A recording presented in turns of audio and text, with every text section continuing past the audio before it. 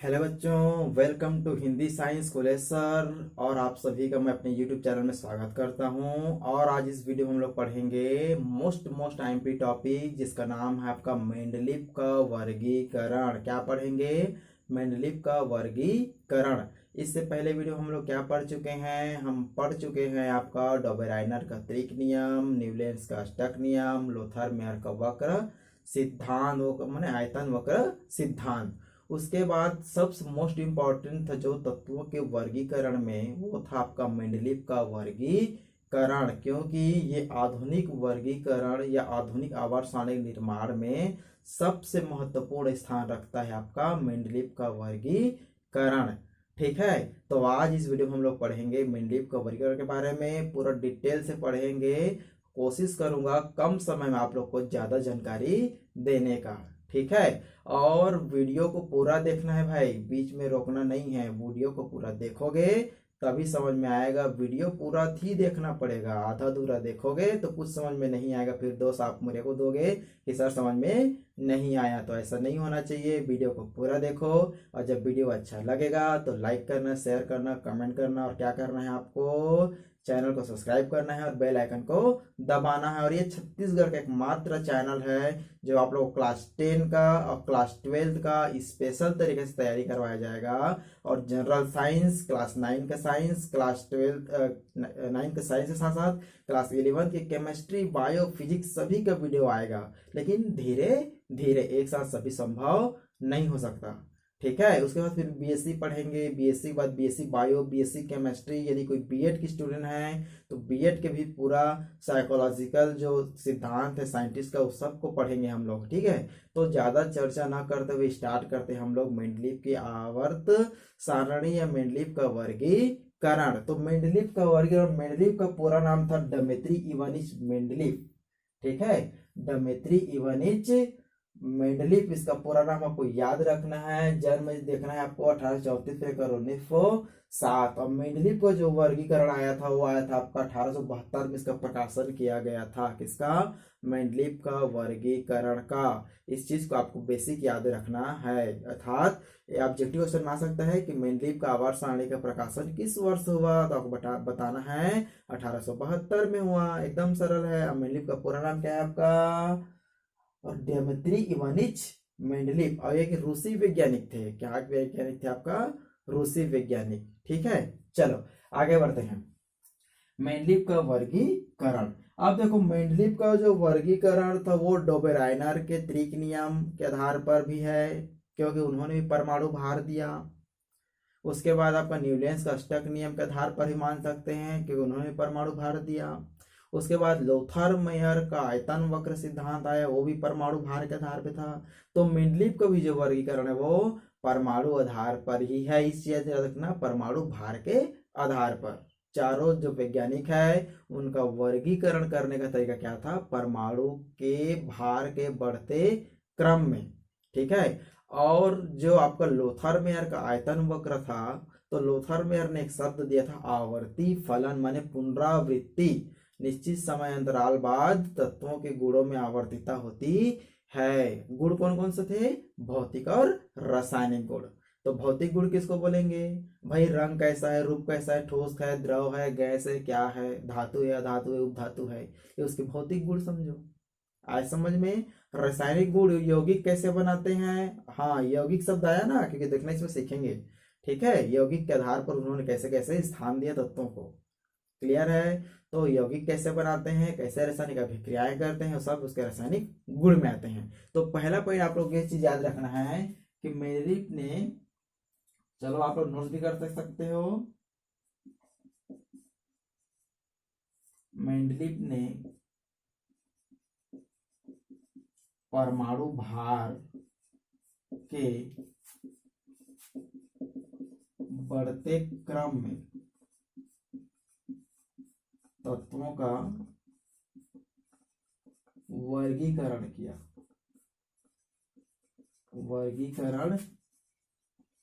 किया। और परमाणु भार तथा तत्वों के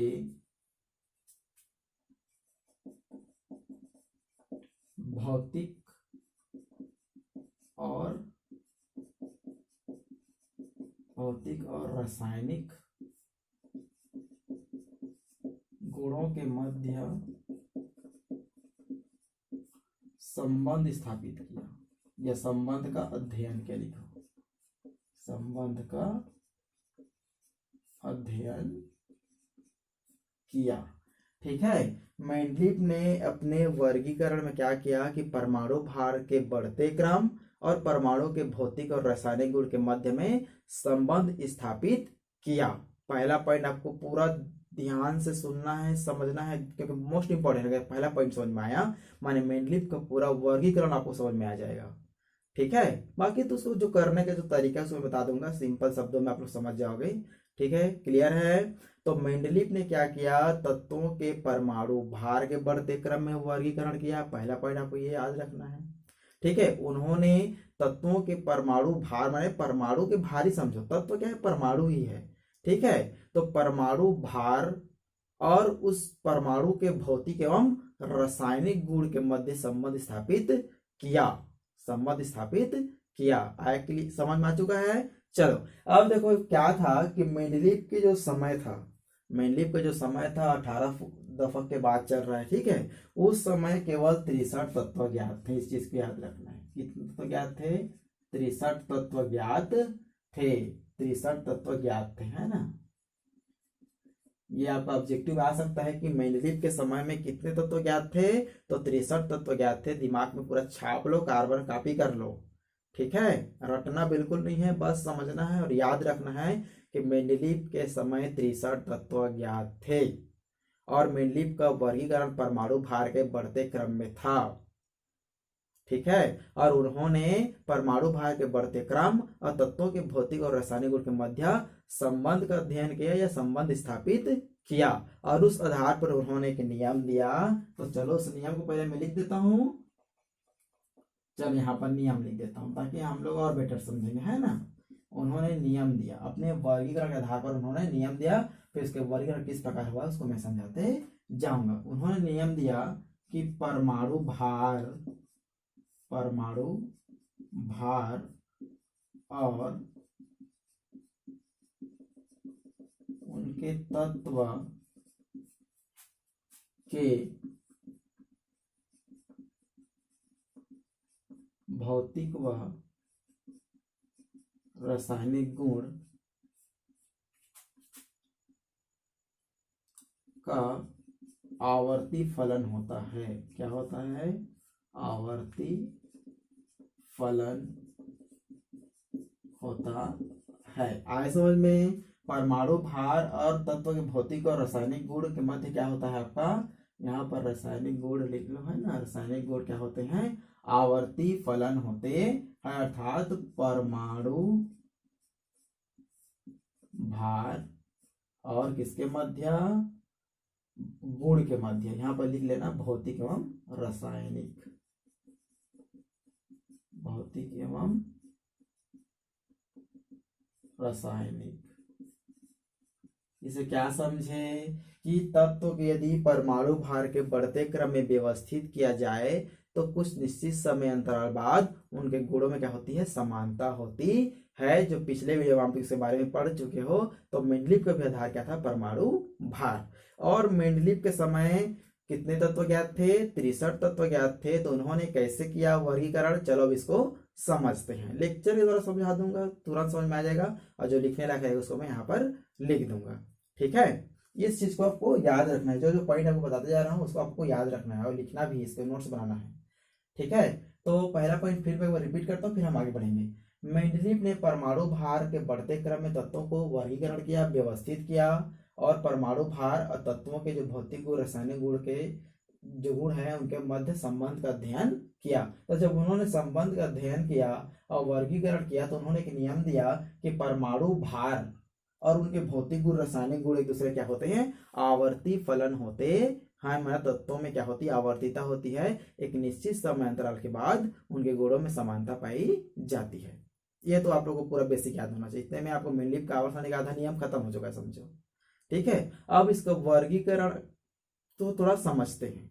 ठीक है, अब देखो क्या हुआ, जब 63 तत्व ज्ञात थे तो उस समय मेंडलीव ने क्या किया, 63 कार्ड लिया। क्या लिया, 63 कार्ड। इस प्रकार कार्ड लिया 63। कितना कार्ड लिया, 63 कार्ड लिया। और हर कार्ड में हर तत्व का, भाई 63 कार्ड है और परमाणु कितने हैं हमारे पास, 63 है। तो एक कार्ड में एक परमाणु के भौतिक गुण रासायनिक गुण को उन्होंने लिख दिया। ठीक है, क्या लिख दिया आपका, भौतिक एवं रासायनिक गुण को लिखा। किसमें लिखा, कार्ड लिया। मान लो यहाँ पर एक कार्ड लिया उन्होंने हाइड्रोजन के लिए, फिर दूसरा कार्ड लिया उन्होंने लिथियम के लिए मान लो, तो इसमें भी क्या था आपका, भौतिक गुण और आपका रासायनिक गुण। माने हर 63 तत्व थे तो 63 कार्ड लिए और हर कार्ड में हर परमाणु के भौतिक गुण रासायनिक गुण को उन्होंने लिख दिया। आया समझ में, भौतिक गुण रासायनिक गुण को उन्होंने लिख दिया। और जब उन्होंने गुणों को लिखने के बाद, ध्यान से सुनना, 63 परमाणु थे अर्थात 63 तत्व थे, 63 तत्वों के लिए 63 उन्होंने कार्ड लिया, 63 कागज के टुकड़े लिए समझो। ठीक है, सरल भाषा में। अब हर कागज के टुकड़े में या कार्ड में क्या किया, तत्व के भौतिक गुण रासायनिक गुण को अलग अलग लिख दिया। मैं 63 लिख दिया समझो। आया समझ में, 63 तत्व थे, 63 कार्ड लिए और हर कार्ड में अलग अलग तत्वों के भौतिक गुण रासायनिक गुण को उन्होंने लिख दिया। अब उन्होंने क्या किया, जिनके गुण समान समान थे उनको एक साथ रखा उन्होंने। ठीक है, मैंने गुण तो लिख दिया, जैसे बहुत सारे गुण लिखा गया, 63 गुण लिखा गया, 63 भौतिक गुण, 63 रासायनिक गुण लिखा चुका है। इतना क्लियर है। अनुमान लगाओ कि उन्होंने 63 तत्व लिए, 63 तत्वों के लिए 63 कार्ड लिए और 63 कार्ड में अलग अलग तत्वों के भौतिक गुण रासायनिक गुण को उन्होंने कार्ड में लिखा। और लिखने के बाद अब उन्होंने क्या किया, श्रेणीबद्ध किया, उनको व्यवस्थित किया। किसके आधार पर, तो किसके आधार पर किया, उन्होंने गुणों को एकाक साथ रखा। जैसे कोई ठोस है तो उसको एक साथ रख दिया। 63 जो तत्व थे उसमें जितने ठोस थे उनको एक साथ रखा, है ना। धातु थे उसको एक साथ रखा, अधातु को एक साथ रखा। इस प्रकार अर्थात उनके भौतिक गुण रासायनिक गुण के आधार पर जो मिलते थे, जिनका भौतिक गुण रासायनिक गुण, उनके गुणों के मिलने के आधार पर उनको क्या किया, एकक समूह का निर्माण किया गया और उनके गुणों के आधार पर उन्होंने व्यवस्थित किया। तो उन्होंने देखा कि गुणों के आधार पर जब उन्होंने 63 कार्ड को व्यवस्थित किया, समूह में रखता गया, तो उनको ये लगा, उन्होंने पाया समझो कि तत्व जो थे अपने आप परमाणु भार के बढ़ते क्रम में व्यवस्थित हो गए। गुणों के आधार पर उन्होंने तो रखा पहले, फिर उन्होंने देखा कि तत्व थे वो परमाणु भार के बढ़ते क्रम में क्या हुआ, व्यवस्थित हो गया। सोचो, जब उन्होंने गुणों के आधार पर अलग अलग कार्ड रखा और जब उनको व्यवस्थित किया तो ऑटोमेटिक उनको क्या मिलता है कि जो तत्व थे गुणों के आधार पर भी अगर उसको रखा गया तो परमाणु भार के बढ़ते क्रम में अपने आप व्यवस्थित हो गया। Hydrogen, lithium, beryllium, boron, carbon इस प्रकार से अपने आप व्यवस्थित हो गया। आए समझ में। तो इस प्रकार उन्होंने नियम दिया कि तत्वों के भौतिक और रासायनिक गुण उनके परमाणु भार के आवर्ती फलन होते हैं, अर्थात निश्चित समय अंतराल बाद। फिर से बोल रहा हूं, मैं भी समय अंतराल बाद ही बोल रहा हूं, मेरे भी बोलने में क्या हो रहा है, रिपीट देन रिपीट हो रहा है। उसी प्रकार तत्वों के जो भौतिक गुण रासायनिक गुण हैं उनके परमाणु भार के आवर्ती फलन होते हैं, निश्चित समय अंतराल बाद उनके गुणों में क्या होती है, आवर्तिता होती है, माने समानता पाया जाता है। तो वर्गीकरण का आधार तो आ चुका है। हाँ, ये तो हो गया कि उन्होंने अलग अलग कार्ड लिए और इस हिसाब से उन्होंने रखा, तो परमाणु भार के बढ़ते क्रम में वो क्या हुआ, व्यवस्थित हो गया। इस आधार पर उन्होंने अपना वर्गीकरण का सारणी तैयार किया। क्या तैयार किया, सारणी तैयार किया उन्होंने। चलो, तो सारणी तैयार किया तो उन्होंने क्या किया, अपने सारणी में कुछ इस प्रकार से खड़ी लाइन वाला एक पंक्ति दिया, खड़ी लाइन वाला पंक्ति दिया। इस खड़ी लाइन वाले पंक्ति को बोला गया वर्ग या समूह, अंग्रेजी में ग्रुप बोल सकते हैं। ठीक है, और इनकी संख्या कितना था जानते हो, इनका संख्या था 8। क्लियर है। तो खड़ी लाइन वाले उन्होंने क्या कहा, वर्ग कहा, समूह कहा, और समूह में जो तत्व होते हैं उनके गुणों में समानता पाई जाती है। जैसे मान लो समूह में लिथियम के नीचे क्या आता है आपका, सोडियम, फिर पोटेशियम, इस प्रकार से आता नहीं आता है। तो लिथियम ठोस है, सोडियम भी ठोस है, पोटेशियम भी ठोस है, ये धातु है, धातु ये धातु है। इतना क्लियर होगा। 3, 11, 19 अब परमाणु भार के रूप में लेंगे तो 7, 22, 40 इस प्रकार से आगे बढ़ेगी ये। ठीक है, क्लियर हो चुका है। चलो अब उन्होंने खड़ी लाइन वाला एक समूह दिया जिनकी संख्या 8 था, ऊर्ध्व लाइन तो समझो वर्ग सारणी तैयार किया, और उन्होंने इस प्रकार क्षैतिज पंक्ति भी दिया, क्षैतिज पंक्ति दिया। और क्षैतिज पंक्ति इसको लिखते हैं क्षैतिज पंक्ति, क्षैतिज पंक्ति जिसको क्या बोला गया जानते हो? आवर्त कहा गया। क्या कहा गया? आवर्त, जिसको अंग्रेजी बोलते हैं पीरियड। ठीक है, और इसकी संख्या कितना था? 7। आए समझ में? जैसे यहाँ पर क्या पढ़े आप लोग, जैसे यहाँ पर देखो क्या था? लिथियम, लिथियम के बाद ऐसे आगे हम लोग बढ़ेंगे तो क्या हो जाएगा आपका? Lithium, beryllium, boron, carbon, nitrogen, oxygen, fluorine, neon, इस प्रकार आगे बढ़ेगा।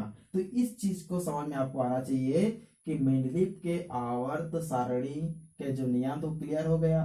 वर्गीकरण आपको समझ में आ चुका। वर्गीकरण में क्या था? उन्होंने कैसे वर्गीकरण किया? उन्होंने क्या लिया? 63 तत्व लिए, 63 के भौतिक गुण, रासायनिक गुण, अलग अलग कार्ड लिख दिया, कार्ड को व्यवस्थित किया। वो तो उनको मिलता है कि तत्व अपने आप स्वयं परमाणु भार के क्रम में क्या होते हैं? व्यवस्थित हो जाते हैं। अर्थात तत्वों के भौतिक गुण, रासायनिक गुण, फिर से बोल रहा हूँ, उसके परमाणु भार के आवर्ती फलन होते हैं। उन्होंने अपने सारणी में 8 समूह दिए और 7 आवर्त दिए, अर्थात खड़ी लेकिन उन्होंने समूह बोला गया। और आपका जो क्षैतिज पंक्ति था उसको क्या बोला गया?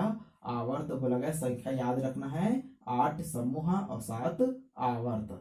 चलो एक बार आप लोग देख लो किसको? आपको मेंडलीव के आवर्त सारणी को। चलो स्क्रीन में देख लो ध्यान पूर्वक। जो ऊपर से नीचे दिख रहे हैं वो आपका देखो क्या है? आपका समूह है। और जो बाएं से दाएं दिख रहे हैं खड़ी लाइन, वो आपका क्या है? खड़ी लाइन को आपको समूह मान लो, ऊपर से नीचे वाला। ठीक है, और क्षैतिज जो पंक्ति है उसको मान लो आपको आवर्त। क्लियर है? तो 8 समूह और 7 आवर्त दिए। क्लियर है? चलो अब उन्होंने आवर्त बना दिया, समूह बना दिया। अब उसमें तत्व को रखना है, तत्व को रखना है कि कौन सा तत्व समूह में आएगा और कौन सा तत्व आवर्त में आएगा। ठीक है, क्योंकि दोनों में क्या होना चाहिए? परमाणु भार के बढ़ते क्रम में होना चाहिए, चाहे उसको हम लोग समूह में रखें चाहे उसको हम लोग आवर्त में रखें। ठीक है, और उन्होंने इस चीज को क्लियर कर दिया था कि समूह में समान गुण वाले तत्व होते हैं, लेकिन आवर्त में जो तत्व होते हैं उनके गुणों में परिवर्तन पाया जाता है, क्रमिक परिवर्तन पाया जाता है। इतना क्लियर है? चलो अब देखो उन्होंने क्या किया कि कौन से तत्व को हमको समूह में रखना है, कौन से तत्व को हमको आवर्तन रखना है, और कितने नंबर के समूह में रखना है? 1 में रखना है, 2 में रखना है कि 3 में रखना है? आवर्त 7 है तो कौन सा आवर्तन में रखना है? एक आवर्तन रखना है, दूसरा में, तीसरा में, कैसे रखना है? इसको रखने के लिए उन्होंने क्या किया? तत्वों के यौगिक, तत्वों के यौगिक और तत्वों के संयोजकता के आधार पर, संयोजकता के आधार पर ये 2 रीजन किसके लिए है?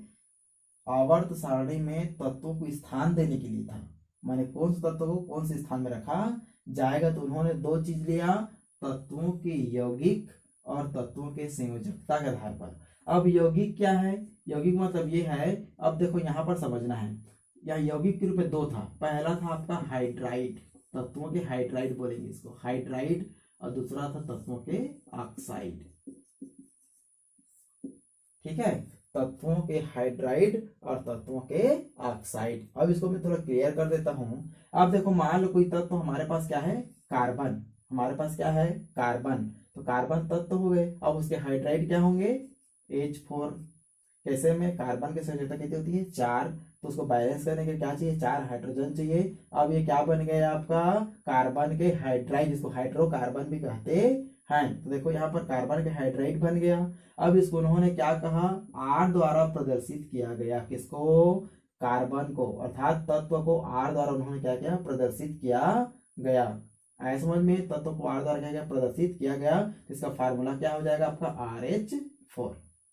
अब मान लो कार्बन के ऑक्साइड लेंगे, ये तो कार्बन के हाइड्राइड हो गया, कार्बन के हाइड्राइड हो गए, यौगिक है ये, ठीक है। अब चलो मान लो कार्बन के ऑक्साइड लेंगे तो क्या होगा, CO2, कार्बन डाई ऑक्साइड मतलब कार्बन के ऑक्साइड, तो कार्बन को क्या मानेंगे, R, तत्व को R से क्या करते हैं, प्रदर्शित किया गया उन्होंने द्वारा। और यहाँ पर ये O क्या है, तो यहाँ पर O आपको इस प्रकार से सूत्र हो जाएगा। तो इनकी संयोजकता के आधार पर यौगिक लिया उन्होंने, यौगिक से उनके भौतिक गुण रासायनिक गुण पता चल गए। आए समझ में? भौतिक गुण रासायनिक गुण कहाँ से आए, तो तत्वों के यौगिक से आए। उसी आधार पर तो उन्होंने रखा था ना, पहले गुण के आधार पर रखा, फिर उन्होंने देखा कि परमाणु भार भी क्या होते हैं, बढ़ते क्रम में व्यवस्थित हो जाते हैं जो तत्व होते हैं वो। इतना क्लियर है? आए समझ में? तो सूत्र क्या हो गया, RH4 और RO2 इस प्रकार से। तो यहाँ पर देखो फिर से एक बार देख लो, मेंडलीव के वर्गीकरण के आवर्त सारणी देखो, ऊपर में R है ना, RH4 लिखा हुआ है, R2O3 लिखा हुआ है, वो सब क्या है, तत्वों के यौगिक हैं। और यौगिक आधार पर भी क्या किया गया, यहाँ पर मैं लिख देता हूं, विधि लगाता हूं, मोस्ट आईएमपी टॉपिक याद रखना है ना। यौगिक के आधार पर, यौगिक के आधार पर तत्वों के गुणों का निर्धारण किया गया। चलो पहला टॉपिक याद होना चाहिए। उसके बाद दूसरा लिख लो, संयोजकता, संयोजकता के आधार पर सारणी में तत्वों के स्थान को, तत्वों के स्थान को निश्चित किया गया, निश्चित किया गया। इसको मैं तो क्लियर कर देता हूँ। जैसे मान लो किसी तत्व की संयोजकता 1 है तो इसको पहले समूह में रखेंगे, किसी तत्व की संयोजकता 2 है तो दूसरे समूह में रखेंगे, किसी तत्व की संयोजकता 3 है तो तीसरे समूह में रखेंगे, 4 है तो चौथे समूह में रखेंगे। तो इस प्रकार से तत्वों को उन्होंने आवर्त सारणी में स्थान प्रदान किया, जिसमें आपके 8 वर्ग थे, समूह थे, और 7 आपका क्षैतिज पंक्तियां। और समान गुण धर्म वाले तत्वों को एक समूह में रखा गया, जबकि आवर्त में आने वाले जो गुण थे माने तत्व थे, उनके भौतिक गुण रासायनिक गुण में क्रमिकता परिवर्तन दिखाई देता है। तो मेरे ख्याल से आप लोग को पूरा समझ में आ चुका है मेंडलीव का वर्गीकरण। मेंडलीव में फिर से वर्णन करता हूं, चलो इसको समझना है। मेंडलीव के समय 63 तत्व ज्ञात थे। उन्होंने 63 तत्व के 63 कार्ड लिया और प्रत्येक कार्ड में प्रत्येक तत्व के भौतिक गुण रासायनिक गुण को लिखकर उन्होंने व्यवस्थित किया। तो उनको क्या मिला कि जो तत्व थे वो अपने आप परमाणु भार के बढ़ते क्रम में व्यवस्थित हो गया। अब उन्होंने भौतिक गुण रासायनिक गुण कहाँ से लिया, तो उन्होंने लिया तत्वों के यौगिक से। यौगिक किसके रूप में थे, हाइड्राइड और ऑक्साइड रूप में था। और तत्वों को जो उन्होंने अपने सारणी में कितने आवर्त दिए भाई, 7 आवर्त दिए, माने क्षैतिज पंक्ति को उन्होंने आवर्त कहा, और खड़ी लाइन वाला क्या बोला गया, समूह बोला गया। ठीक है, तो आवर्त और समूह में कौन सा आवर्त में कौन सा तत्व रहेगा, कौन समूह में कौन सा तत्व रहेगा, उसके कैसे किया गया, तो तत्वों के ऑक्सीजन के सापेक्ष क्या गया, ऑक्सीकरण संख्या अर्थात संयोजकता के आधार पर उनको जगह प्रदान किया गया। और संयोजकता के आधार पर उनके गुणों में क्या होती है, समानता पाई जाती है। ऐसा क्यों होता है उसको हम लोग आधुनिक आवर्त सारणी में समझेंगे। आया, क्लियर हो गया, समझ में आ चुका है। अब उन्होंने वर्गीकरण किया, समझ में आ चुका कैसा वर्गीकरण उन्होंने किया। अब वर्गीकरण करने के बाद उन्होंने एक नियम दिया, और नियम क्या था कि तत्वों के भौतिक गुण रासायनिक गुण उनके परमाणु भार के आवर्ती फलन होते हैं, अर्थात परमाणु भार बढ़ता जाएगा तो निश्चित समय अंतराल के बाद तत्वों के भौतिक गुण रासायनिक गुण में क्या होती है, समानता पाई जाती है। जैसे लिथियम के नीचे में सोडियम है, सोडियम के नीचे में पोटेशियम है, तो इनके गुणों में क्या होती है, समानता पाई जाती है। और समान गुण धर्म वाले तत्वों को एक ही समूह में रखा, जबकि आवर्त में रहने वाले जो तत्व थे उनके गुणों में क्रमिक परिवर्तन पाया जाता है। ठीक है, तो मेरे ख्याल से इसके स्क्रीनशॉट ले लो। अब मेंडलीव का वर्गीकरण समझ में आ चुका है। अब अगले आने वाले वीडियो में हम लोग पढ़ेंगे मेंडलीव के आवर्त सारणी की उपलब्धियां और दोष। ठीक है, उपलब्धि भी कुछ कुछ फायदे भी था और कुछ कुछ हानिकारक भी था, समझो माने कमियां थी, तो उनके बारे में हम लोग अगले वीडियो में पढ़ेंगे जो मोस्ट टाइम पे रहेगा। इस वीडियो में हम लोग केवल क्या पढ़ेंगे, मेंडलीव का वर्गीकरण, मेंडलीव के नियम बन जाएगा। मेरे ख्याल से आप लोगों को समझ में आ चुका है। ठीक है, आने वाले वीडियो में क्या पढ़ेंगे फिर से बता देता हूँ, मेंडलीव के वर्गीकरण के दोष और उसके उपलब्धियां। ठीक है, चलो इसके शॉर्ट ले लो। धन्यवाद।